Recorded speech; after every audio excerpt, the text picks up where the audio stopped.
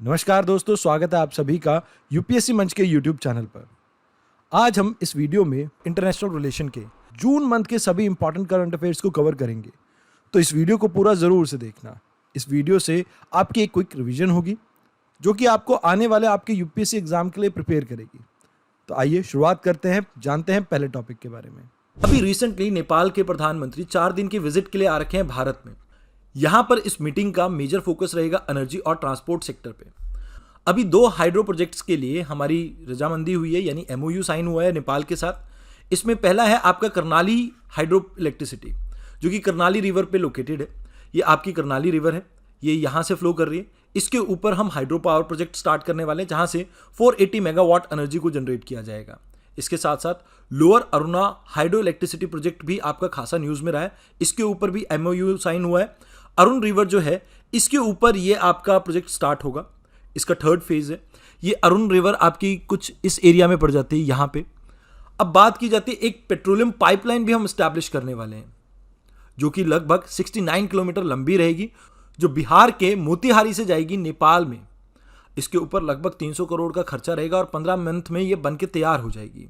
इससे कहीं ना कहीं नेपाल में जो पेट्रोल की दाम है वो 2 रुपये पर लीटर कम हो जाएंगे, और साथ के साथ जो पेट्रोल में एडल्ट्रेशन देखने को मिलता है वो भी कम होगा। और साथ के साथ हम नेपाल में अनइंटरप्टेड ऑयल की सप्लाई को भी इंश्योर कर पाएंगे। तो ये मोतिहारी आपके बिहार में इस इलाके में है, और नेपाल के अमलेखगंज एरिया में ये आपका प्रोजेक्ट लैंड करेगा। तो मतलब यहाँ पर ये पाइपलाइन बिछाई जा रही है। आइए अब बात करते हैं अगले आर्टिकल की। अभी रशिया और इंडिया ने मिलकर ज्वाइंट वेंचर स्टार्ट करने की सोची थी वंदे भारत के लिए, बट इसको कहीं ना कहीं अभी रोक दिया गया है। अभी डिस्कशन चल रही है आपस में। इस ज्वाइंट वेंचर में रशिया की तरफ से पार्टिसिपेट कर रही थी ट्रांसमाश होल्डिंग, वेयर एज इंडिया की तरफ से रेल विकास निगम इसमें पार्टिसिपेट कर रही थी। इन्हें कॉन्ट्रैक्ट दिया गया था कि ये 120 वंदे भारत एक्सप्रेस रेलवे को बनाएंगे। अब यहां पर इन्होंने सबसे कम बिड किया था, तो इस वजह से कॉन्ट्रैक्ट इन्हें मिला। बट अभी हमारे सामने कुछ समस्याएं हैं जिसकी वजह से ये प्रोजेक्ट पूरा रुक गया है। पहली चीज तो ये कि वेस्टर्न सैंक्शंस के कारण रशिया के साथ अभी फिलहाल के लिए ट्रेड करना मुश्किल हो गया, क्योंकि यूक्रेन वॉर के कारण रशिया के ऊपर बहुत से सैंक्शन लगे हुए हैं। अब पेमेंट मोड किस तरह का रहेगा वो भी हमारे लिए एक बड़ी परेशानी बन गई है। इसके अलावा यहां पर मेजॉरिटी शेयर किस कंपनी के पास रहेंगे, कि भारत की कंपनी के पास या रशिया की कंपनी के पास, ये भी एक मेजर मुद्दा है। क्योंकि रशिया चाहता है कि उनकी कंपनी को मेजर शेयर मिले, वेयर एज इंडिया चाहता है कि यहां पर इंडियन कंपनी को ज़्यादा शेयर मिले, ताकि हमें ट्रांजेक्शन्स वगैरह में, क्योंकि हमें अगर मान लीजिए कोई स्पेयर पार्ट बाहर से मंगाना है तो सैंक्शन का सामना नहीं करना पड़ेगा। बट अगर रशिया की कंपनी के मेजॉरिटी शेयर होंगे तो इससे परेशानी आ सकती है। इसके अलावा इसी शेयर होल्डिंग के कारण आप ये देखते हैं कि इन दोनों के बीच में जो बैंक गारंटी के 200 करोड़ डिपॉजिट करवाने थे उसमें भी समस्या आ रही है। यहाँ पे हमारे सामने समस्या ये आ रही है कि जब आप कोई प्रोजेक्ट स्टार्ट करते हैं तो उससे पहले कुछ सम आपको जमा कराना पड़ता है बैंक में। मतलब कोई कॉन्ट्रैक्ट आप ले रहे हैं तो कुछ पैसा जमा कराना होता है, कि अगर आप डिफॉल्ट करें तो वो पैसा आपका सीज हो जाएगा। लेकिन यहाँ पर ये डिपॉजिट जमा कराने में रशिया कोताही कर रहा है। अब एक बात यहाँ पर और समझिए कि इस रेलवे में वैसे तो ज़्यादातर पार्ट आपके इंडिजिनसली ही बने हैं, बट जैसे स्टॉक्स होते हैं, ये जो स्टॉक्स हैं ये आपके आते हैं वेस्टर्न यूरोप से और अमेरिका से। अब अमेरिका क्योंकि रशिया के साथ डील नहीं करना चाहता, ना ही वेस्टर्न यूरोप, तो इस वजह से हमारे पास इनके इंपोर्ट में भी प्रॉब्लम आ रही है, प्लस फंडिंग की भी एक प्रॉब्लम है। जैसे इतना बड़ा आपका ये प्रोजेक्ट है जिसमें 3000 करोड़ से ज़्यादा की लागत लगने वाली है, इसके लिए फंडिंग अरेंज करनी पड़ेगी। अब क्योंकि रशिया यहाँ पर एक आपका पार्टनर है, तो इस फंडिंग के लिए भी हमारे को थोड़ी परेशानी आ रही है। तो आप ये मान के चलें कि इस प्रोजेक्ट में अभी हाल फिलहाल के लिए इसे हॉल्ट कर दिया गया है, जहाँ पर इंडियन रेलवे ये कह रही है कि हम लगातार रशिया के साथ बातचीत कर रहे हैं और आने वाले समय में हो सकता है कि ये प्रोजेक्ट फिर से स्टार्ट किया जाए। अभी रिसेंटली इंडिया और चाइना के बीच में एलएसी इशू को लेकर एक बार फिर से बैठक हुई है न्यू दिल्ली में। अब यहाँ पर दोनों जो आपकी साइड्स हैं, चाहे हम बात करें चाइना की, चाहे हम बात करें इंडिया की, इन दोनों ने अभी प्रेजेंट सिचुएशन को रिव्यू किया है आपके वेस्टर्न सेक्टर में। अब वेस्टर्न सेक्टर क्या है, ये यहाँ से स्टार्ट होता है और पूरा आपका जम्मू कश्मीर वाला पार्ट यहाँ पर कवर होता है। इसके अलावा जो हिमाचल से लेके उत्तराखंड तक का बॉर्डर है चाइना के साथ जो हम शेयर करते हैं, that is your central sector. और इसके अलावा आपका ईस्टर्न सेक्टर भी है जो यहाँ पर सिक्किम एरिया में कवर होता है और अरुणाचल प्रदेश वाले एरिया में कवर होता है। इस बैठक में बात की गई है कि हमें एक दूसरे के साथ पीस को रिस्टोर करना है और साथ के साथ मेंटेन करनी है एक दूसरे के साथ कम्युनिकेशन को, ताकि हम किसी भी सिचुएशन का सामना कर सकें और डिप्लोमेटिक और मिलिट्री चैनल एक दूसरे के साथ डिस्कशन के खुले रखने हैं ताकि किसी भी तरह की मिस इन्फॉर्मेशन कम्युनिकेट ना हो। इस आर्टिकल में हम बात करेंगे वर्ल्ड मेट्रोलॉजिकल ऑर्गेनाइजेशन के बारे में, जिसके अभी रिसेंटली प्रेसिडेंट चूज किए गए हैं डॉक्टर अब्दुल्ला अल मोंडोस, जो कि यूएई के एक मेट्रोलॉजिस्ट हैं। आने वाले 4 सालों के लिए ये प्रिजाइड करेंगे आपकी WMO को। अब ये WMO जो है ये यूनाइटेड नेशन की एक स्पेशलाइज्ड एजेंसी है जो डील करती है 4 चीज़ों से, जैसे वेदर, क्लाइमेट, हाइड्रोलॉजी और इन्वायरमेंट रिलेटेड फील्ड से। अब इसके टोटल 192 मेंबर्स हैं, जिसमें से भारत भी एक है। अब यहाँ आपको एक चीज़ याद रखनी है, इस WMO को ओरिजिनली जाना जाता था इंटरनेशनल मेट्रोलॉजिकल ऑर्गेनाइजेशन के नाम पे। ये ऑर्गेनाइजेशन बनी थी 1873 में, जब आपकी पहली इंटरनेशनल मेट्रोलॉजिकल कांग्रेस हुई थी। ये कहाँ हुई थी? वियना में। इसका जो हेडक्वार्टर है वो जिनीवा, स्विट्जरलैंड में है। बाद में 1940s के दशक में इसका नाम चेंज करके वर्ल्ड मेट्रोलॉजिकल ऑर्गेनाइजेशन कर दिया गया था। अब हाल फिलहाल में जो प्रेसिडेंट बने हैं, इनका कहना है कि इनके कार्यकाल के समय WMO का फोकस रहेगा 3 मेजर चीज़ों के ऊपर, कि कैसे विश्व को और ज़्यादा रेजिलिएंट बना सके वेदर और क्लाइमेट चेंज से निपटने के लिए। साथ के साथ अर्ली वार्निंग सिस्टम पे भी इनका खासा ध्यान रहेगा, ताकि ये लाखों करोड़ों लोगों की जान बचा सकें जो क्लाइमेट चेंज के चपेट में आ सकते हैं। इसके साथ साथ ये प्रमोट करना चाहते हैं नॉलेज शेयरिंग को और कैपेसिटी बिल्डिंग को, सो दैट जो वर्नेबल सेक्शन है या वर्नेबल कंट्रीज हैं उनको ज़्यादा से ज़्यादा मदद मिल सके। तो आइए अब बात करते हैं अगले आर्टिकल की। इस आर्टिकल में हम बात करेंगे ईरान और तालिबान के बारे में। अब इनके बीच में एक वाटर कॉन्फ्लिक्ट ओरिजिनेट हुआ है, इसको थोड़ा समझते हैं हम। देखिए, एक रिवर के बारे में यहाँ पर बात की गई है, हेलमंड रिवर, जो कि ओरिजिनेट होती है काबुल से। काबुल में आपका वेस्टर्न हिंदू कुश है, वहाँ से ये ओरिजिनेट होती है और ये ड्रेन करती है ईरान में। आपकी एक लेक है यहाँ पर, हमून लेक, यहाँ पर ये ड्रेन करती है और ये लेक आपकी फ्रेश वाटर लेक है, ये भी आपको याद रखना है। अभी रिसेंटली इल्ज़ाम लगाया ईरान ने अफगानिस्तान के ऊपर कि 1973 में इन दोनों के बीच में हेलमंड रिवर ट्रीटी हुई थी। अब इस ट्रीटी के तहत जो वाटर शेयरिंग मिलनी चाहिए थी ईरान को, वो प्रॉपर वाटर शेयरिंग कुछ सालों से नहीं मिल रही है। देखिए, ईरान ने ये कहा कि इन्हें जो वाटर मिल रहा है वो 4% ही है, वेयर एज 96% वाटर को अफगानिस्तान खुद यूटिलाइज कर रहा है। बट अफगानिस्तान इस क्लेम को सिरे से नकारता है। इसमें 2 चीज़ें कही जाती हैं इनसे। पहली चीज़ ये कही गई कि भाई आपने जो ट्रीटी की थी हमारे साथ, ना तो ये किसी देश ने रेटिफाई की थी, ना ही इसे इम्प्लीमेंट कभी किया गया, तो जिसकी वजह से ये आपकी क्लेम दरकिनार करने चाहिए। और दूसरी बात यहाँ पर यह कही गई अफगानिस्तान के द्वारा कि रिसेंटली क्लाइमेट चेंज के कारण पहले ही आपका रेनफॉल का पैटर्न काफ़ी चेंज हो चुका है, जिसकी वजह से इस एरिया में बारिश कम होने के कारण रिवर में पानी कम है। और यही कारण है कि जिसके कारण आप देखते हैं ईरान को भी पानी पर्याप्त मात्रा में नहीं मिल पा रहा है। ऑल्दो ये जो रिवर है दोनों कंट्रीज़ के लिए काफ़ी वाइटल सोर्स ऑफ वाटर है, क्योंकि यहाँ पर आप देखते हैं इन एरिया में इरिगेशन की फैसिलिटी और ड्रिंकिंग वाटर की फैसिलिटी यही रिवर प्रोवाइड करती है। अब यहाँ आपको ईरान और अफगानिस्तान के मैप के बारे में भी पता होना चाहिए। तो सबसे पहले शुरुआत करते हैं अफगानिस्तान से। इसके नॉर्थ में 3 कंट्रीज आती हैं, T for Turkmenistan, U for Uzbekistan, T for Tajikistan. इसके अलावा यहाँ पर वेस्ट साइड में आपका ईरान आ जाता है, यानी I फॉर ईरान। और नीचे यहाँ पर अगर साउथ की बात करें या आप पूरे ईस्ट की तरफ बात करें तो इंडिया और पाकिस्तान। तो यहाँ पर IPITUT ये आपका एक कोड बन जाएगा अफगानिस्तान के लिए। TUT का मतलब तुर्कमेनिस्तान, उज्बेकिस्तान, तजाकिस्तान। IPI का मतलब ईरान, पाकिस्तान, इंडिया। आइए अब बात करते हैं ईरान की। ईरान के ईस्ट में आ जाता है आपका अफगानिस्तान, फिर थोड़ा साउथ ईस्ट में चले जाते हैं तो यहाँ पर पाकिस्तान आ जाता है। नीचे आपका गल्फ ऑफ ओमान है और साथ के साथ यहाँ पर आपका स्टेट ऑफ हार्मोज आ जाता है। इसके जस्ट आप थोड़ा ऊपर की तरफ चलेंगे तो ये आपका पर्शियन गल्फ आ जाता है। यहाँ पर 3 इंपॉर्टेंट कंट्रीज़ हैं। सबसे पहले इराक को याद रखना, जो ईरान के साथ बॉर्डर शेयर करता है। ये आपका तुर्की आ गया और यहाँ पर आपका अजरबैजान है। ये आपका कैस्पियन सी है नॉर्थ में ही, और नॉर्थ में ही यहाँ पर तुर्कमेनिस्तान भी आ जाता है। तो इन टोटल ये वो कंट्रीज़ हैं जो आपको ईरान के आसपास देखने को मिलती है। आज मैं आशा करता हूँ कि आप इन दोनों कंट्रीज़ की बॉर्डरिंग कंट्रीज़ जो हैं उनके नाम को कमेंट बॉक्स में ज़रूर से लिखेंगे। इस आर्टिकल में हम बात करेंगे नाटो के बारे में। जैसा कि आप सभी जानते हैं कि अभी रिसेंटली 2 आर्टिकल पब्लिश हुए हैं जहां पर टर्की से यूएसए ने रिक्वेस्ट की है कि भाई आप स्वीडन को यहां पर अलाउ कीजिए नाटो के मेंबर बनने में। इससे ना केवल नाटो आपका और ज़्यादा स्ट्रांग होगा, बल्कि इससे टर्की को भी फ़ायदा होगा। इसके अलावा नाटो जैसी अलायंस को ना बनाने की हिदायत दी है एशिया पैसिफिक में चाइना ने। तो ये 2 आर्टिकल्स थे जिसमें नाटो काफ़ी न्यूज़ में रहा है। तो इस नाटो की फुल फॉर्म है नॉर्थ अटलांटिक ट्रीटी ऑर्गेनाइजेशन। इस ट्रीटी को कई बार वाशिंगटन ट्रीटी भी कही जाती है।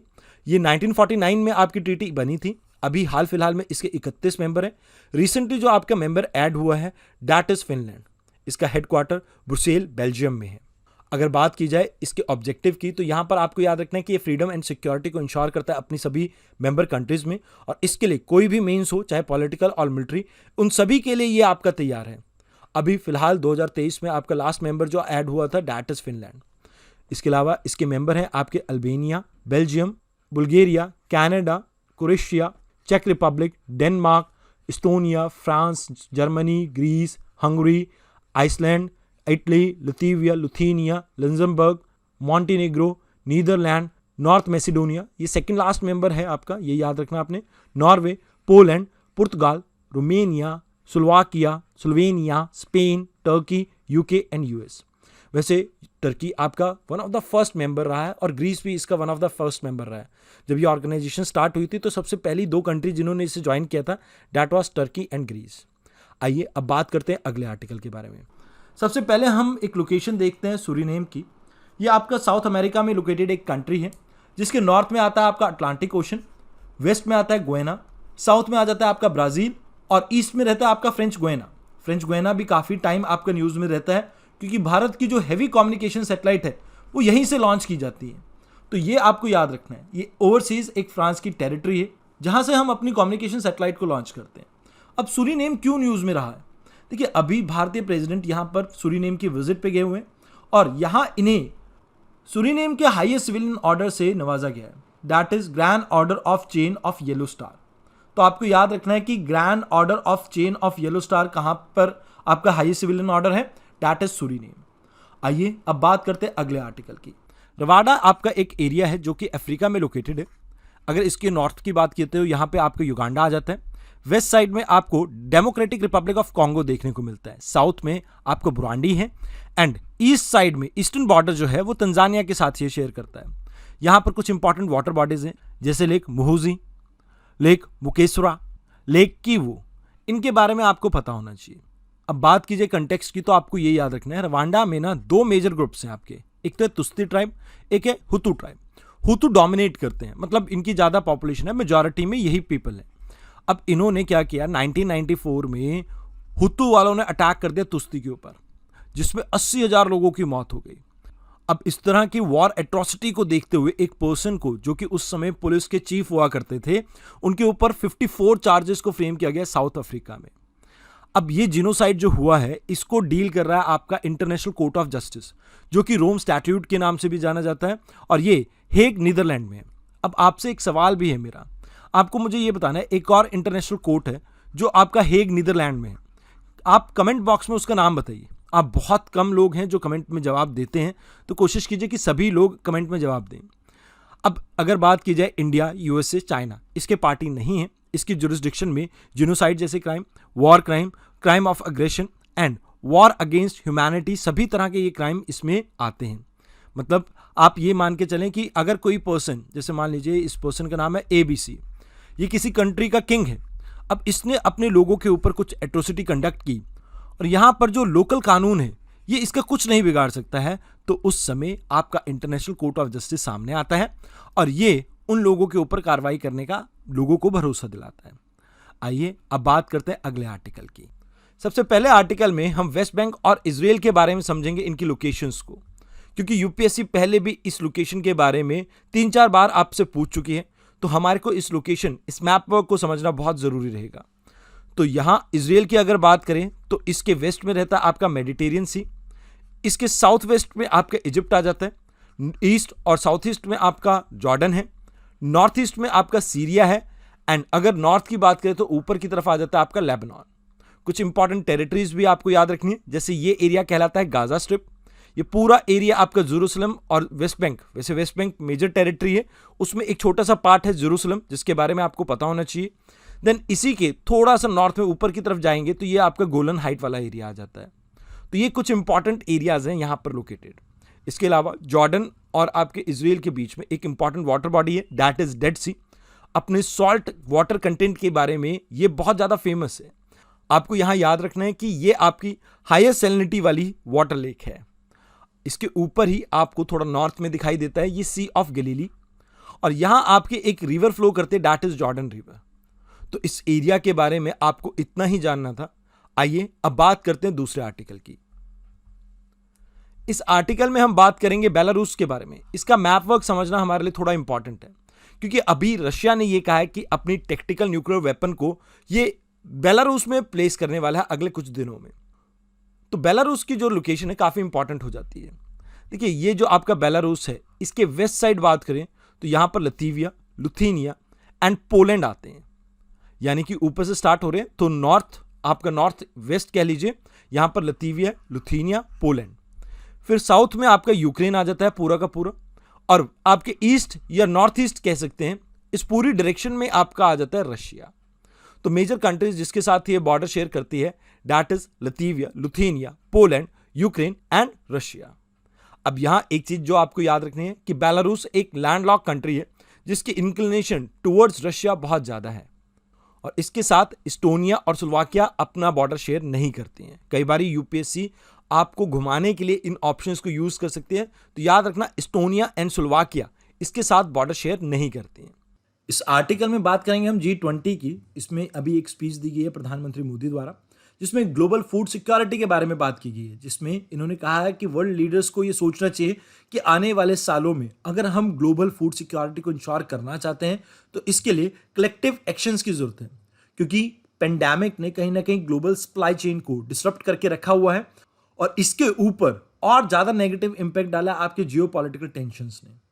अगर बात की जाए ग्लोबल साउथ की, यानी कि डेवलपिंग कंट्रीज की, इसमें से लगभग 30% जीडीपी में कंट्रीब्यूशन आपका एग्रीकल्चर सेक्टर से आता है, और लगभग 60% लोग इस एग्रीकल्चर सेक्टर में ही इन्वॉल्व हैं। अब क्लाइमेट चेंज की वजह से जिस तरह के एक्सट्रीम इवेंट्स की फ्रीक्वेंसी इंक्रीज हुई है, इंटेंसिटी इंक्रीज हुई है, इसकी वजह से एग्रीकल्चर के ऊपर और भी ज़्यादा नेगेटिव इंपैक्ट आपका पड़ेगा, जिसके कारण आपकी ग्लोबल प्रोडक्टिविटी जो है एग्रीकल्चर सेक्टर की वो डिक्लाइन करेगी। तो हमें यहाँ पर ज़रूरत है एक कलेक्टिव एक्शन की, जहाँ पर हम फोकस करें सस्टेनेबल और इंक्लूसिव फूड सिस्टम के ऊपर। दूसरा, हम फोकस करें कि कैसे हम फर्टिलाइजर की सप्लाई को थ्रू आउट द ग्लोब और ज़्यादा स्ट्रेंथन कर सके, बेटर कर सके, ताकि इन अंडर एनी सर्कमस्टांसेस हम इंश्योर कर सके फर्टिलाइजर्स की सप्लाई को। क्योंकि अगर सप्लाई आपकी डिस्टर्ब होगी तो डिमांड तो वहीं की वहीं है, तो इससे क्या होगा, इनपुट कॉस्ट इंक्रीज हो जाएगी एग्रीकल्चर की, क्योंकि फर्टिलाइजर की कॉस्ट इंक्रीज होगी। अब देखो ना, डिमांड ज़्यादा है, सप्लाई कम है, तो इससे क्या होगा कि फर्टिलाइजर की कॉस्ट इंक्रीज हुई तो ऑटोमेटिकली आपकी क्रॉप की भी प्राइस इंक्रीज हो जाएगी, क्योंकि इनपुट कॉस्ट जो है वो इंक्रीज हो गया। अब यहां आपको याद रखना है कि हमें बेटर सॉइल हेल्थ के ऊपर भी फोकस करना है, क्रॉप हेल्थ के ऊपर भी फोकस करना है, और यील्ड के ऊपर भी फोकस करना है। तो इसके लिए जो R&D लगेगी उसमें भी ग्लोबल लीडर्स को एक साथ आना चाहिए। साथ के साथ लास्ट में ये कहा गया कि हमें न्यू टेक्नोलॉजी जैसे डिजिटल या इनोवेटिव टेक्नोलॉजी का इस्तेमाल करना चाहिए। फार्मर्स को उनके साथ रूबरू करवाना चाहिए, जैसे AI हो सकता है, या आप इंटरनेट ऑफ थिंग्स का इस्तेमाल कर सकते हैं, जिससे आप एग्रीकल्चर की प्रोडक्टिविटी इंक्रीज कर सके। अब जैसे आपको ये चीज़ समझ में नहीं आ रही होगी तो मैं आपको एक एग्जांपल दे सकता हूँ। जैसे मान लीजिए आपने ड्रिप इरिगेशन करनी है। अब ड्रिप इरिगेशन में अगर आप AI का इस्तेमाल करें, मतलब कोई चिप ऐसी लगी हो जो ज़मीन की नमी देखे और ऑटोमेटिकली जब आपकी ज़मीन में नमी पर्याप्त मात्रा से कम हो तो जितना पानी की रिक्वायरमेंट हो उतना पानी रिलीज कर दे। इससे पानी की भी बचत होगी और साथ के साथ हम बेटर क्रॉप यील्ड के ऊपर फोकस कर पाएंगे। अब यहाँ लास्ट चीज ये कही जाती है कि हमें रीजनरेटिव एग्रीकल्चर के ऊपर फोकस करना चाहिए, जहाँ पर हमारी होलिस्टिक डेवलपमेंट के ऊपर फोकस होगा, चाहे सॉइल हेल्थ की बात करें, फूड क्वालिटी की बात करें, बायोडाइवर्सिटी की बात करें, वाटर क्वालिटी की बात करें, या एयर क्वालिटी की। हम इन सभी चीज़ों के ऊपर फोकस करेंगे यहाँ एक ही बारे में। अब यहाँ इसके लिए हम मेथड यूज़ कर सकते हैं जीरो टिलिंग का, या लाइव स्टॉक को साथ में रख सकते हैं, यानी मिक्स्ड फार्मिंग को परफॉर्म कर सकते हैं, क्रॉप कवर्स को इंक्रीज कर सकते हैं। तो ऐसी चीज़ों का इस्तेमाल करके हम कहीं ना कहीं ग्लोबल फूड सिक्योरिटी को इंश्योर कर पाएंगे। तो G20 के बारे में तो वैसे तो आप सभी जानते हैं। अब आपको मुझे एक बात जो कमेंट सेक्शन में बतानी है वो ये है कि G20 के कौन कौन सी कंट्रीज मेंबर हैं। आप एक बार कमेंट बॉक्स में इनका नाम जल्दी से लिख दीजिए। आइए अब बात करते हैं अगले आर्टिकल की। इस आर्टिकल में हम बात करेंगे यूएई और कतर की लोकेशंस के बारे में। देखिए, अभी रिसेंटली कतर और यूएई ने आपस में एम्बेसीज को रीओपन करने की बात की है, जिसकी वजह से ये एरिया आपका काफ़ी न्यूज़ में रहा है। एक बार हम पूरे अरब एरिया के लोकेशंस के बारे में देख लेते हैं, जिससे हमारे को एग्जाम में थोड़ी हेल्प मिल जाएगी। बात कीजिए नॉर्थ की, तो यहाँ से आप स्टार्ट कीजिए ब्लैक सी से। ब्लैक सी के साउथ में आपकी आती है टर्की। टर्की से जस्ट थोड़ा नीचे जाएंगे आप तो यहाँ आपको सीरिया देखने को मिलता है। सीरिया से ईस्ट की तरफ गए तो यहाँ आपको इराक देखने को मिलता है, और साउथ की तरफ जाते हैं तो यहाँ पर आपको लेबनान देखने को मिलता है। ये छोटा सा पार्ट जो आपको देखने को मिल रहा है ये इजराइल है। यहाँ पर ही आपकी फलस्तीन वाला इशू चल रहा है, तो वेस्ट बैंक भी अभी रिसेंट टाइम में न्यूज़ में रहा है। अब वेस्ट बैंक के साथ में ही आपका एक एरिया लगता है, दैट इज जॉर्डन। ये पूरा एरिया आपका जॉर्डन कहा जाता है। जॉर्डन के साथ सीमा आपकी शेयर करता है सऊदी अरेबिया। सऊदी अरेबिया के आसपास आपके बहुत छोटे छोटे देश लोकेटेड है, जैसे यहाँ पर आपका कुवैत आ जाता है, फिर बहरीन, कतर, फिर ये आपका यूएई वाला पार्ट आ गया। यहाँ पर आपका ये ओमान है जो कि इंडियन ओशन में ओपन करता है, और नीचे इसके जस्ट साउथ में आप देखेंगे ये एरिया है आपका यमन का। यहाँ आपको कुछ इंपॉर्टेंट वाटर बॉडीज देखने को मिलती है, जैसे अरब पेनिनसुला को आपके अफ्रीकन कॉन्टिनेंट से अलग करता है आपका रेड सी। रेड सी आपको याद रखना है। रेड सी से जब आप इस तरफ मूव कर रहे हैं तो ये आ गया आपका गल्फ ऑफ एडन, और यहाँ इन दोनों एरिया को यानी कि रेड सी और गल्फ ऑफ एडन को आपस में कनेक्ट करता है आपका बाब अल मंडब स्ट्रेट। इनके नाम आपको याद रखने हैं। अब इसके अपोजिट अगर हम एशिया की प्लेट की तरफ बात करें तो यहां आपको देखने को मिल जाता है ये पार्ट जहां पर आप पर्शियन गल्फ देखते हैं। ये वाला पार्ट पर्शियन गल्फ कहलाता है। पर्शियन गल्फ के बाद ये बाहर वाला जो पार्ट है, इस वाले पार्ट में आपको गल्फ ऑफ ओमान देखने को मिलता है। पर्शियन गल्फ को ओमान के साथ कनेक्ट करता है आपका स्ट्रेट ऑफ हार्मोज। अब एक चीज यहां जो आपको याद रखनी है, देखिए ऑल्दो ये पार्ट आपके यूएई का है, बट इसकी जो टिप है ये पार्ट आपके ओमान के पास है। तो स्ट्रेट ऑफ हार्मोज आपकी ईरान और ओमान के बीच में है। ये एरिया आपका ईरान है, ये तो आपको पता ही होगा। अभी रिसेंटली आपकी सऊदी और ईरान के बीच में भी रिलेशन काफ़ी इंप्रूव हुए हैं, तो इसके बारे में भी थोड़ा बहुत आपको पता होना चाहिए। ऊपर की साइड यहाँ पर ये जो एरिया है कैस्पियन सी, यूपीएससी का फेवरेट एरिया, इसके बारे में कई बार यूपीएससी ने आपसे सवाल करा है, तो इसी वजह से आज का मेरा सवाल भी आपसे इसी से रिलेटेड है। आपने मुझे ये बताना है कैस्पियन सी के आसपास ये जो कीरत नाम है ये कौन सी कंट्रीज को रिप्रेजेंट करता है। एक बार फिर से मैं आपको इन मैप लोकेशन के बारे में बता दूं। अगर नॉर्थ से स्टार्ट करें तो यहाँ से आपका टर्की आ गया, सीरिया, इराक, जॉर्डन, यहाँ आपकी दो छोटी छोटी कंट्रीज हैं। एक लेबनान है आपका, दूसरा इजराइल वाला पार्ट है, इजराइल के साथ फलस्तीन और वेस्ट बैंक वाला पार्ट आ गया। नीचे आपका गाजा स्ट्रिप आ गया, इजराइल के नॉर्थ में आ गया आपका गोलन हाइट वाला एरिया। देन यहाँ पर जॉर्डन के बाद Saudi Arabia, Yemen, Oman, UAE, Qatar, Bahrain, Kuwait, ये कंट्रीज आपको याद रखने। इस एरिया की वाटर बॉडीज मैंने आपको बताई है। अब आपको क्या करना है, कमेंट बॉक्स में इनके बारे में टाइप कर देना एक बार जो जो एरिया मैंने आपको बताया, ताकि आपको भी ये याद रहे। जितनी बारी आप इन्हें रिपीट करेंगे इन कंट्रीज का मैप आपके दिमाग में ऑटोमेटिकली ड्रॉ होने लग जाएगा। आइए अब बात करते हैं अगले आर्टिकल की। आज के पहले आर्टिकल में हम बात करेंगे इंडिया यूएस डील के बारे में। देखिए आप सभी को पता होगा अभी भारत के जो प्रधानमंत्री हैं ये यूएस की विजिट पे गए हुए हैं, तो यहाँ पर कुछ ट्रेड डील्स हुई हैं यूएसए और हमारे बीच में। तो सबसे पहले इनके बारे में जान लेते हैं। देखिए जेट इंजन्स को लेके एक टेक्नोलॉजी ट्रांसफर के लिए हमारे बीच में एमओयू साइन हुआ है। One is your general electrics जो कि यूएसए की कंपनी है, और हेल, इसके बीच में ये एमओयू साइन हुआ है जहाँ पर तेजस जो हमारे एयरक्राफ्ट हैं उनमें ये हमारी हेल्प करेंगे। अब ये एक इंपॉर्टेंट डील है क्योंकि इंडिया में इंडिजिनसली हम एयरक्राफ्ट को बिल्ड कर पाएंगे, तो आने वाले भविष्य में हमारे पास अवसर रहेगा कि हम और बेहतर इसमें कर सकें। इसके अलावा इंडस एक्स करके एक इनोवेशन प्लेटफॉर्म स्टार्ट किया जाएगा जहां पर हम फोस्टर करेंगे कहीं ना कहीं डिफेंस के आपस के कोलैबोरेशन को। देखिए अब जैसे हम ये जेट्स को आपस में बना रहे हैं, इसी तरह से और भी बहुत सी चीज़ों में हम एक साथ आ सकते हैं। तो वो क्या क्या चीज़ें हो सकती है वो इस प्लेटफॉर्म पर डिस्कस किया जा सकता है। साथ के साथ अभी हाल फिलहाल में यूएसए हमारे चिप मार्केट और सेमीकंडक्टर मार्केट में इन्वेस्टमेंट करेगा। अभी रिसेंटली आपने माइक्रोन के बारे में भी सुना होगा जो भारत में निवेश कर रहा है सेमीकंडक्टर सेक्टर में, और ऐसे और भी बहुत से निवेश आने वाले हैं। तो यहाँ पर किन किन सेगमेंट में यहाँ निवेश होगा, तो एक चिप असेंबली में और टेस्टिंग फैसिलिटीज़ में।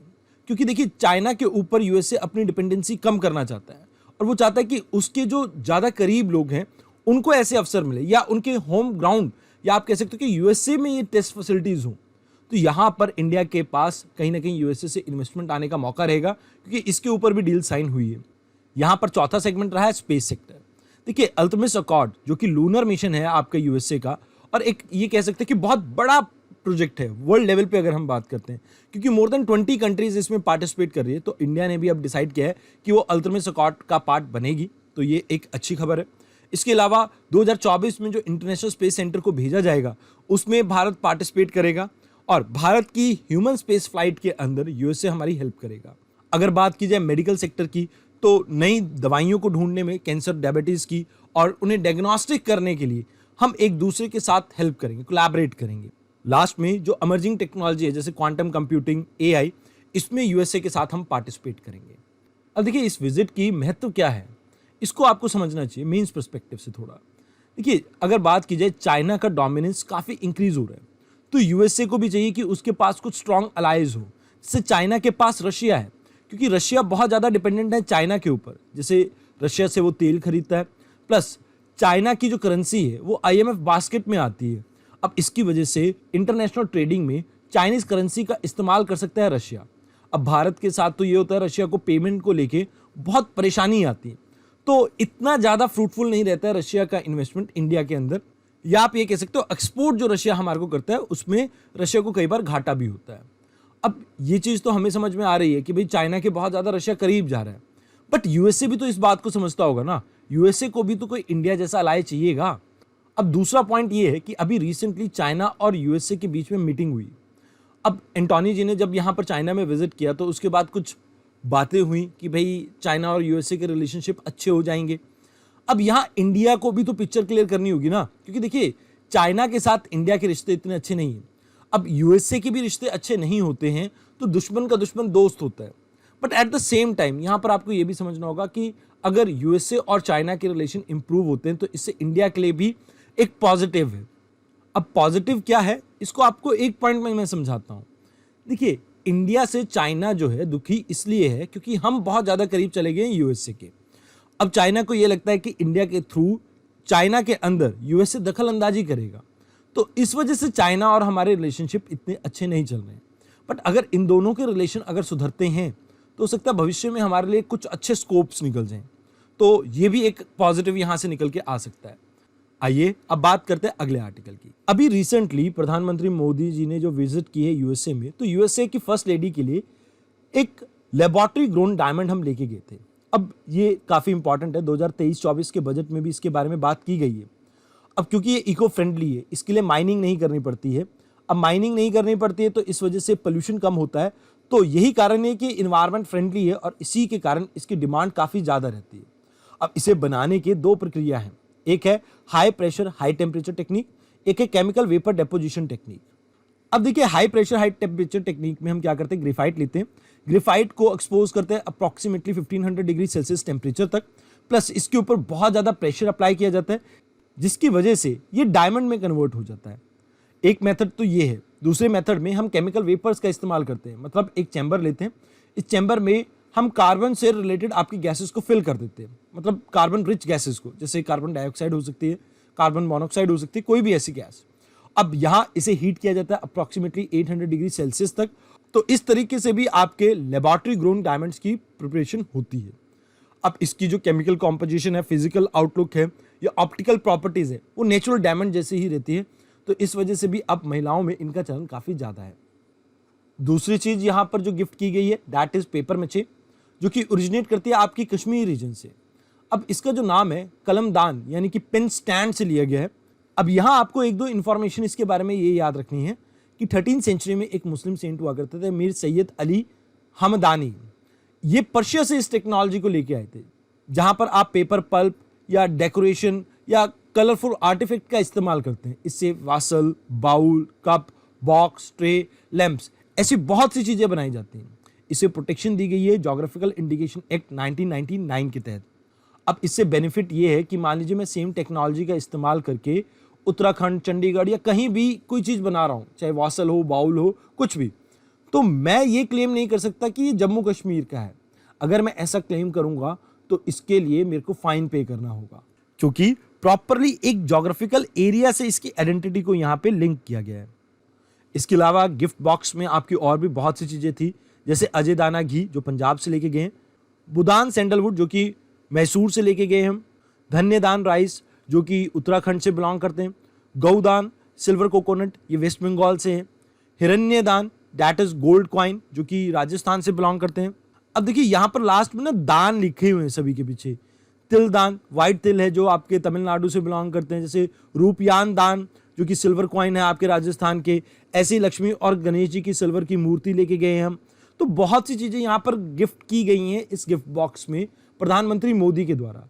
तो आपको इसके बारे में याद रखना है कि क्या पता यूपीएससी आपसे, जैसे ये जो गोल्ड कॉइन है या सिल्वर कॉइन है राजस्थान के या तमिलनाडु के कोई तिल, वाइट तिल के बारे में आपसे पूछ ले कि क्या इसकी स्पेसिफिक फीचर है, तो आपको थोड़ा बहुत इसके बारे में देखना चाहिए। वैसे इतना ज़्यादा भी इम्पॉर्टेंट नहीं है, but still for safety purpose आप एक बार रीड कर लेना। तो इस आर्टिकल में इतना ही था। आइए अब बात करते हैं अगले आर्टिकल की। इस पहले आर्टिकल में हम बात करेंगे इंडिया इजिप्ट समिट के बारे में। देखिए, रिसेंटली हमारा जो ट्रेड है इजिप्ट के साथ 17% से डिक्लाइन हुआ है। मतलब जो हमारा प्रीवियस फाइनेंशियल ईयर था, इसमें 17% डिक्लाइन देखने को मिला है दोनों कंट्रीज के बीच में ट्रेड में। अब वेरियस रीजंस हो सकते हैं, बट अरब देशों की बात की जाए तो सबसे पॉपुलस कंट्री आपकी इजिप्ट है and one of the prime source है इंडिया के एक्सपोर्ट का। अब यहां आपको एक चीज याद रखनी है कि इजिप्ट के लिए हम 6th लार्जेस्ट ट्रेडिंग पार्टनर है, वेयरएज इंडिया के लिए इजिप्ट 38th नंबर पे आता है। इंडिया ने इजिप्ट में बहुत सा निवेश कर रखा है एज कंपेयर टू इजिप्ट ने जो भारत में कर रखा है। लास्ट में आपको ये याद रखना है कि जो हम आम एक्सपोर्ट करते हैं उसमें इजिप्ट आपका 3रे नंबर पे आता है। अब थोड़ा इसका मैप वर्क देख लेते हैं, कौन कौन सी कंट्रीज इसके आसपास लोकेटेड है। तो यहाँ इजिप्ट आपके अफ्रीका के नॉर्थ ईस्टर्न पार्ट में लोकेटेड है। एक तरफ इसके मेडिटेरियन सी आता है नॉर्थ में, और दूसरी तरफ ईस्ट की तरफ यहाँ आता है आपका रेड सी। यहाँ आपकी स्विस कनाल है जो कि मेडिटेरियन सी को रेड सी से कनेक्ट करता है। रेड सी के आगे अगर आप मूव करते हैं तो यहाँ पर बाब अल मंडब स्ट्रेट आता है, जिससे आप गल्फ ऑफ एडन से कनेक्ट होते हैं। मतलब ये जो पार्ट है आपका, ये गल्फ ऑफ एडन है। अब इजिप्ट लैंड बॉर्डर किन किन कंट्रीज के साथ शेयर करता है, तो वेस्ट में इसके लिबिया आ जाता है, साउथ में इसके सूडान आ जाता है, ईस्ट में अगर हम बात करें तो एक इंपॉर्टेंट कंट्री है आपकी इजराइल, जिसके साथ ही लैंड बॉर्डर शेयर करता है। तो ये आपको याद रखना है कि इजिप्ट कहाँ पे लोकेटेड है, कौन कौन सी कंट्रीज के साथ बॉर्डर शेयर करता है। अक्सर यूपीएससी इस तरह के क्वेश्चन पूछ लेती है आपसे। तो आज आप कमेंट बॉक्स में एक चीज मुझे बताएंगे कि इजिप्ट किन किन के साथ अपना लैंड बॉर्डर शेयर करता है। और दूसरा सवाल मेरा यह है कि यहां पर आपको एक सिटी देखने को मिलती है कायरो। इस कायरो सिटी के पास से आपकी एक रिवर निकलती है नाइल। आपको मुझे कमेंट सेक्शन में यह बताना है कि नाइल कौन कौन सी कंट्रीज से पास होती है। तो इस आर्टिकल में इतना ही था। आइए अब बात करते हैं अगले आर्टिकल की। इस आर्टिकल में हम बात करेंगे क्रिमिया के बारे में, जो कि रशियन टेरिटरी है ब्लैक सी के अंदर। अब ब्लैक सी आपके यहां पर ये लोकेटेड है। बात की जाए इसके आसपास आपको कौन कौन सी कंट्रीज देखने को मिलती है, तो आपको याद रखना है BGTRUR, Britain got talent, RUR। अब इसमें B रिप्रेजेंट करता है बुल्गारिया को, G फॉर जॉर्जिया आपका, T for Turkey, R for Russia, U for Ukraine and R for Romania. तो ये BGTRUR आपका इन टोटल रिप्रेजेंट करता है ब्लैक सी की सभी कंट्रीज को। अब रशिया किन किन के साथ बॉर्डर शेयर करता है, फिर हम मेन मुद्दे पे आएंगे, कंटेक्स्ट पे आएंगे इस आर्टिकल के। देखिए, नॉर्दर्न साइड में तो आपको आर्टिक ओशन देखने को मिलता है। फिर यहाँ पर आपका ये जो स्वीडन, नॉर्वे और फिनलैंड देखने को मिलता है, यानी स्कैंडिनेवियन कंट्रीज के जो पार्ट है, इसमें नॉर्वे और फिनलैंड ये 2 कंट्रीज हैं जो बॉर्डर शेयर करती हैं रशिया के साथ। अब यहाँ कुछ छोटी छोटी कंट्रीज हैं जैसे इस्तोनिया, लतीविया, बेलारूस, यूक्रेन। ये सभी आपके वेस्ट साइड में रशिया के साथ बॉर्डर शेयर करती हैं। अगर साउथ की बात की जाए तो यहाँ पर आपको देखने को मिलता रहता है कजाकिस्तान, मंगोलिया और चाइना। अब इस आर्टिक ओशन की भी वाटर बॉडीज के बारे में जान लेते हैं। इस एरिया को कहते हैं हम नॉर्वेजियन सी पार्ट। यहां पर आपको देखने को मिलता है बैरेंट सी। ये जो पार्ट है ये आपका कारा सी के नाम से या सी ऑफ कारा के नाम से जाना जाता है। इस पार्ट का नाम है लैप्टिव सी। और ईस्टर्न साइड में ये जो पार्ट है ईस्टर्न साइबेरियन सी के नाम से जाना जाता है। और इससे फर्दर आप ईस्ट की तरफ जाएंगे तो यहां पर आपका लोकेटेड है चुकची सी। और फर्दर ईस्टर्न मोस्ट बॉर्डर यहां पर अगर देखें तो यहां पर अलास्का आ जाता है, यूएसए का और रशिया का ये जो पार्ट है इन दोनों को अलग करता है आपका बैरिंग सी। तो ये कुछ इंपॉर्टेंट वाटर बॉडीज हैं जो आपको रशिया के आसपास देखने को मिल जाती हैं। फिलहाल ये जो क्रीमिया वाला एरिया है ये न्यूज में इसलिए बना रहा क्योंकि यूके ने एक इल्जाम लगाया है रशिया के ऊपर कि रशिया ने अपनी सिक्योरिटी जो ब्लैक सी में है इसके ऊपर खासा निवेश कर रखा है। और यहाँ पर ये मरीन एनिमल्स को ट्रेन कर रहे हैं, जैसे कि आर्टिक ओशन में देखने को मिलता है कि ये सील का इस्तेमाल करते हैं और बेलेगू वेल का इस्तेमाल करते हैं अपने डिफेंस के लिए। सेम यहाँ पर ब्लैक सी में ये बॉटल नोज डॉल्फिन का इस्तेमाल कर रहे हैं। तो कहीं ना कहीं इन इल्जाम की वजह से ये एरिया न्यूज में था, तो that's why we have covered the map. फिलहाल इस आर्टिकल में इतना ही। आइए अब बात करते हैं अगले आर्टिकल की। अभी रिसेंटली आपको पता होगा प्रधानमंत्री मोदी जी ने विजिट किया है यूएसए को। अब यहाँ कुछ इंपॉर्टेंट डील्स और अनाउंसमेंट आई है, तो इसके बारे में एक आर्टिकल पब्लिश हुआ था। मतलब हुए तो 3-4 आर्टिकल्स थे बट उन्हें मर्ज करके हम एक जगह ही कवर कर रहे हैं। जैसे पहला आर्टिकल हमारा डील कर रहा था जेट इंजन टेक्नोलॉजी ट्रांसफर से लेके एक MOU साइन हुआ है between general electrical and hell के बीच में। अब ये यहां पर कह रहे हैं कि हम एक ज्वाइंट प्रोडक्शन करेंगे जेट इंजन F414 का। देखिए, ये पहली बार नहीं है कि हम F414 इंजन को भारत में बना रहे हैं, इससे पहले भी ये बना है। बट उस समय जो टेक्नोलॉजी ट्रांसफर रहा था वो 58% के आसपास रहा था और ये ट्रेड डील हुई थी 2012 में। अब इसे और ज़्यादा रिफाइन करके हम 80% टेक्नोलॉजी ट्रांसफर के ऊपर बात कर रहे हैं। इसको यूज़ किया जाएगा भारत के तेजस मार्क 2 लाइट कॉम्बैट एयरक्राफ्ट में। अब यहां आपको एक बात जो याद रखनी है, जनरल इलेक्ट्रिक बिल्ट यानी कि जो आपकी ये कंपनी है, ये पहले भी भारत के न्यूक्लियर पावर प्लांट के अंदर निवेश कर चुके हैं जो कि तारापुर में लोकेटेड है। अब आपको मुझे ये बताना है, तारापुर जो आपका न्यूक्लियर पावर प्लांट है कौन सी स्टेट में लोकेटेड है। दूसरी चीज यहां पर आपको याद रखनी है कि इंडेक्स एक्स करके एक प्लेटफॉर्म लॉन्च किया गया है जहां पर डिफेंस कॉर्पोरेशन को कहीं ना कहीं हम इनहैंस करेंगे। यूएसए की कंपनी माइक्रॉन, इसने भारत के अंदर अच्छा खासा निवेश किया अभी हाल फिलहाल में, और यहां पर चिप एंड सेमीकंडक्टर इंडस्ट्री में ये हमारे साथ निवेश करेगा, जहां पर हम असेंबली प्लांट्स और टेस्टिंग प्लांट को आगे फर्दर इंडिया में बनता हुआ देखेंगे। इसके साथ साथ चौथा मेजर एरिया रहा टेलीकम्युनिकेशन, जहां पर यूएसए निवेश करेगा 5G और 6G की R&D में भारत के अंदर और ओपन रैन के अंदर। ये दोनों टेक्नोलॉजी के बारे में आपको आने वाले लेक्चर्स में मैं कवर कर दूंगा जब भी कोई आपका आर्टिकल आएगा 5G और 6G के बारे में, क्योंकि इन दोनों के बीच में आपको डिफरेंस पता होना चाहिए। साथ के साथ आपको याद रखना है कि स्पेस सेक्टर में भी हमने यूएसए के साथ एक फ्रेमवर्क एग्रीमेंट साइन किया, दैट इज अल्ट्रमिस अकॉर्ड, जो पहले से ही 25 देशों ने मिलकर आपका एग्रीमेंट साइन किया था। ये एक तरह का लूनर मिशन है जहां पर हम स्पेस एक्सप्लोरेशन में एक दूसरे के साथ कोऑपरेट करेंगे। स्पेस सेगमेंट में ही भारत ने इंटरनेशनल स्पेस स्टेशन में भी मदद करने की बात की है। 2024 में ये लॉन्च होगा, तो इसमें भी हम मदद करेंगे यूएसए की, और ज्वाइंट ह्यूमन स्पेस फ्लाइट में यूएसए हमारी मदद करेगा, जो हमारा गगनयान है उसमें। और कुछ आपके क्रिटिकल मिनरल्स होते हैं, उस क्रिटिकल मिनरल्स के लिए एक आपका ग्रुप बना हुआ है, एक क्लब बना हुआ है, that is critical security partnership. इसमें 14 देश एक साथ हैं। इस क्लब का एम ये है कि कैसे पब्लिक और प्राइवेट इन्वेस्टमेंट को बढ़ाया जा सके क्रिटिकल मिनरल सप्लाई चेन में, ताकि इसमें चाइना जैसे देशों की डोमिनेंस को हम कम कर सकें। तो यहाँ ये मेजर आर्टिकल्स के पॉइंट्स रहे हैं। आपके 3-4 आर्टिकल्स थे जो इससे डील कर रहे थे, यूएसए और इंडिया की ट्रेड डील से, तो मैंने उन सभी को क्लब करके एक साथ कवर कर दिया है। आइए अब बात करते हैं अगले आर्टिकल की। अभी रिसेंटली वैगनार ग्रुप ने रिबेल कर दिया है रशियन पुतिन गवर्नमेंट के खिलाफ। देखिए, ये रिवोल्ट या रिबेल करने के पीछे रीजन समझते हैं। सबसे पहले इसके लिए आपको समझना होगा कि वैगनार ग्रुप्स होते क्या हैं। देखिए, ये आपके सबसे पहले दुनिया में जाने गए थे 2014 में क्रीमिया एनेक्सेशन के दौरान। अगर क्रीमिया की बात की जाए तो ये एक ब्लैक सी का एरिया है जो कि आपके सी ऑफ अजोव और जो आपका ब्लैक सी है इसके बीच को कनेक्ट करता है, मतलब एक पेनिनसुलर पार्ट है। माफ करना, आज मैं मैप इंक्लूड नहीं कर पाया हूं, बट कल की डिस्कशन में मैं इसका मैप जरूर इंक्लूड करूंगा। देखिए, आप इसको इस तरह से समझ सकते हैं, जैसे ये ब्लैक सी का एरिया है, तो पहले ये जो छोटा सा आपको टेरिटरी देखने को मिल रहा है, ये यूक्रेन का पार्ट ही था, बट ये ब्लैक सी में एक्सटेंड करता था। तो रशिया ने अपनी एक वार्म वाटर पॉलिसी स्टार्ट की थी, जिसमें इन्हें चाहिए था कि एक ऐसे पोर्ट का एक्सेस जहां से ये through out the year trade कर सके, क्योंकि जनरली अगर रशिया की बात की जाए तो नॉर्थ में या ईस्ट में जितने भी इसके पोर्ट्स हैं वो विंटर के दौरान फ्रीज हो जाते हैं। तो इस वजह से आप वार्म वाटर पॉलिसी देखते हैं रशिया की, जो कि फोकस करती है एक ऐसे एरिया पे जहां से ये पोर्ट का एक्सेस कर सके ड्यूरिंग विंटर टाइम भी। अब वैगनार ग्रुप ने उसमें बहुत मेजर रोल अदा किया था जब ये क्रीमिया का एनेक्सेशन किया गया था रशिया के द्वारा। ये एक तरह का आपका नेटवर्क है कॉन्ट्रैक्टर्स का, जो सप्लाई करते हैं आपके सोल्जर्स जो पैसों के लिए काम करते हैं।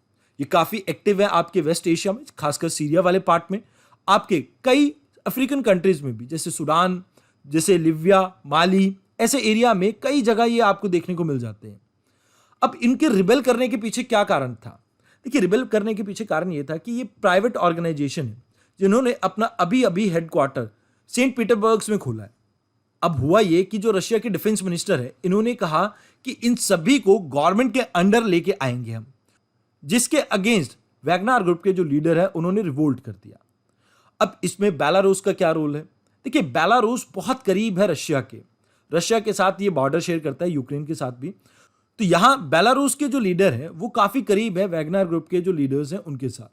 तो उन्होंने बीच में मीडिएट करके इस सारे रिबेल को खत्म करवाया। तो कहीं ना कहीं ये आपको याद रखना है कि वैगनार ग्रुप है क्या, कौन से एरिया में ये न्यूज में रहा है, that is your Rostov on Don. अब ये वेस्टर्न सिटी है आपकी रशिया की, वन ऑफ द लार्जेस्ट, जहां से यूक्रेन बॉर्डर सिर्फ 100 किलोमीटर दूर है। डॉनबस जो आपका एरिया है, जो कि इस बार यूपीएससी ने पूछा भी है, उसके काफी करीब है ये, और काफी crucial command and logistic centre रहा है ये रशिया का। और साथ के साथ ये हेडक्वार्टर है रशिया के सदर्न मिलिट्री का भी। तो यहां आपको याद रखना है कि ये एरिया न्यूज में किस वजह से रहा था, वैगनार के रिबिलियन की वजह से। हो सकता है यूपीएससी आपको match the following type of question यहां पर पूछ ले। आइए अब डिस्कस करते हैं अगले आर्टिकल को। इस आर्टिकल में हम बात करेंगे ड्रोन के बारे में।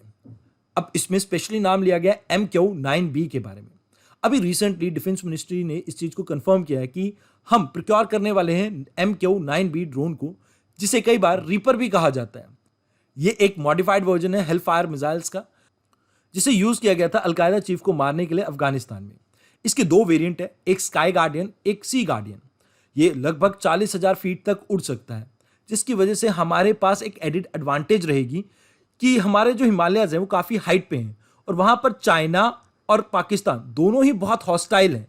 चाहे आप जम्मू कश्मीर की बात करें, चाहे आप लद्दाख एरिया की बात करें, चाहे आप अरुणाचल प्रदेश की बात करें, तो यहाँ पर सर्वेलेंस के लिए ये हमें काफ़ी मदद करेगा।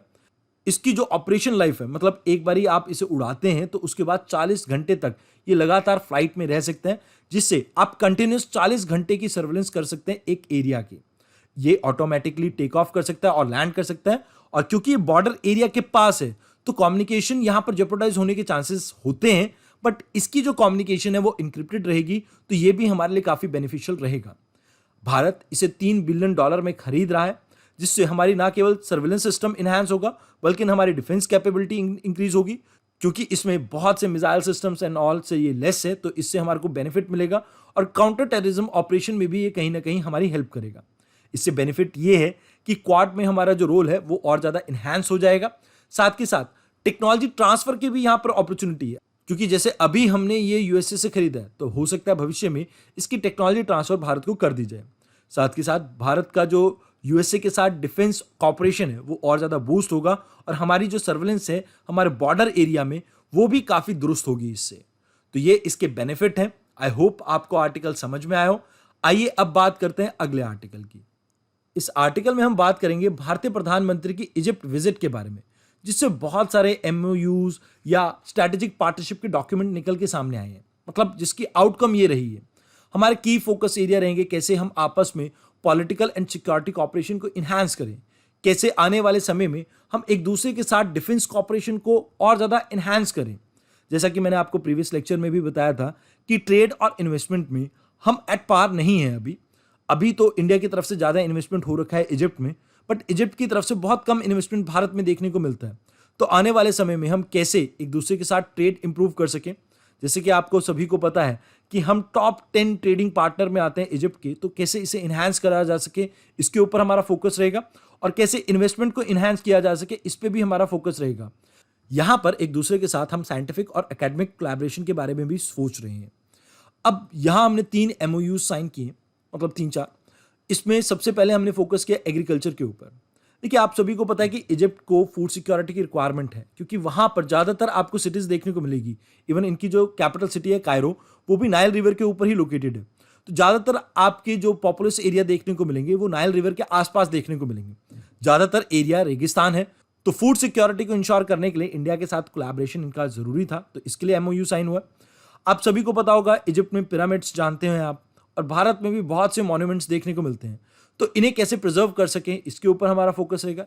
आर्कोलॉजिकल जो हमारी साइट्स हैं इनके ऊपर फोकस रहेगा, और कैसे कंपटीशन लॉ को हम ज़्यादा से ज़्यादा इन एरिया में प्रमोट कर सकें दोनों के साथ, मतलब दोनों कंट्रीज़ में, इसके ऊपर भी हमारा फोकस रहेगा आने वाले समय में। इन चारों चीज़ों के ऊपर हमने रिसेंटली MOU साइन किया इजिप्ट के साथ। स्ट्रैटेजिक पार्टनरशिप में की एरियाज रहने वाले हैं political sphere, defence and security.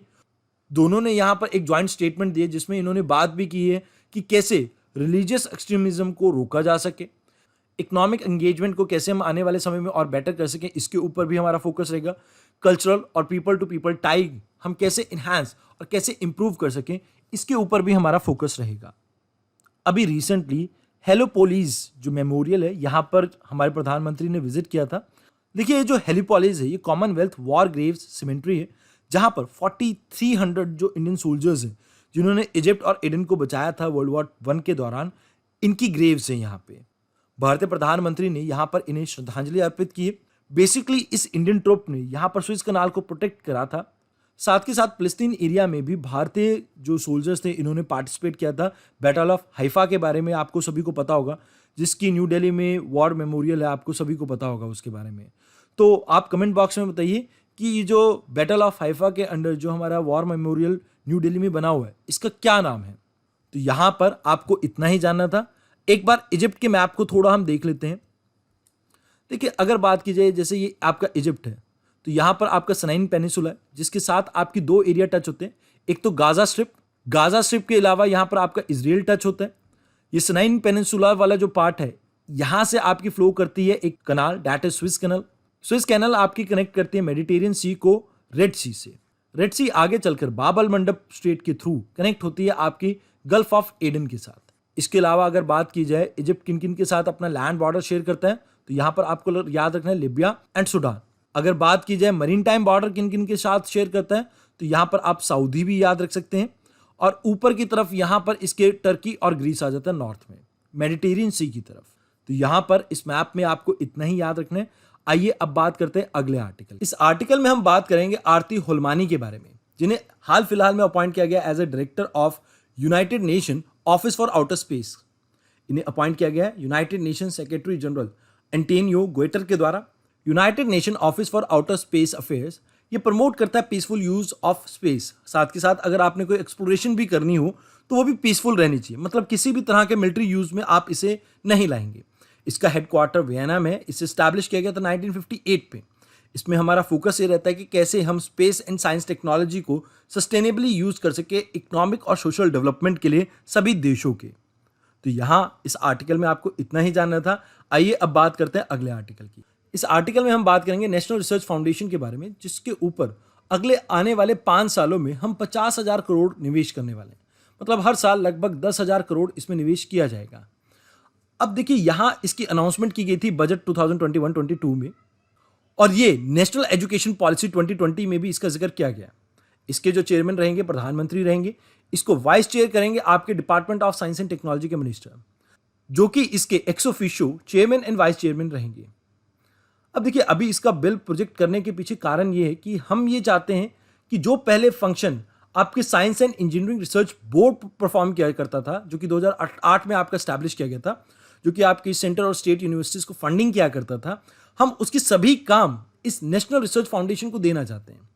मतलब कि ये प्रमोट करेगा हायर एजुकेशन इंस्टीट्यूट्स में फंडिंग को, या आप ये कह सकते हैं मेंटरशिप प्रोवाइड करने की बात की जाए R&D के लिए, तो उन सभी के लिए यहाँ पर ये आपकी एक एपेक्स बॉडी बनी रहेगी। अब देखिए, भारत के अंदर R&D में एक मेजर प्रॉब्लम ये देखने को मिलती थी, जैसे रूरल एरियाज हैं या सेमी अर्बन एरियाज हैं या आपके पेरिफेरल एरियाज हैं, वहाँ पर इतनी ज़्यादा फंडिंग नहीं मिलती थी। ज़्यादातर फंडिंग जैसे आपकी IITs या IIMs इनको दी जाती थी। हमारा यहाँ पर मकसद ये है कि हम कैसे इन फंडिंग्स को उन एरिया में भी प्रमोट किया जा सके। अब यहाँ हमारा ऑब्जेक्टिव सिर्फ साइंस की फील्ड में रिसर्च करना नहीं है। हमारा फंक्शन यहाँ पर ये रहेगा कि हम कैसे सोशल साइंस में भी इस चीज़ को प्रमोट कर सकें। यहाँ हम ये चाहते हैं कि जो सोसाइटी की बड़ी बड़ी प्रॉब्लम्स हैं, हम उनका निपटारण कैसे कर सकें। इसमें हम प्राइवेट पार्टिसिपेशन को भी इंक्लूड करना चाहते हैं, क्योंकि पिछले वाले जो हमारे प्रावधान थे उसमें प्राइवेट पार्टिसिपेशन आपको कम देखने को मिलती थी।